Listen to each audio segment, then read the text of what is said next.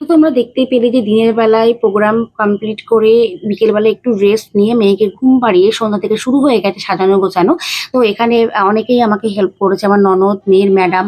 তো ওদেরকে জাস্ট আমি বলেছিলাম যে একটুখানি এসো কেক খেতে, তো তাদেরকে না খাইয়ে পাঠানো যায়। এইদিকে আমার বান্ধবীকে বলেছিলাম যে দুপুরবেলায় এসো, তো বাচ্চাকে নিয়েও দিনের বেলায় হোলির মধ্যে বেরোতে পারিনি, তো সন্ধ্যাবেলায় এসেছিল, তো তাদেরকে তো না খাইয়ে পাঠাতে পারি না, তাই জন্য আবার রান্না বান্না রাত্রিবেলায় করতে হলো। বেশ অনেক দেরি হয়ে গেছিল। এদিকে তো সবাইর জন্য সেভাবে কোনো প্ল্যানিংই করিনি, তো বিনা প্ল্যানিংয়েই অনেক কিছু হয়ে যায়। তোমাদেরকে আগেই আমি শেয়ার করেছি এই কথাটি।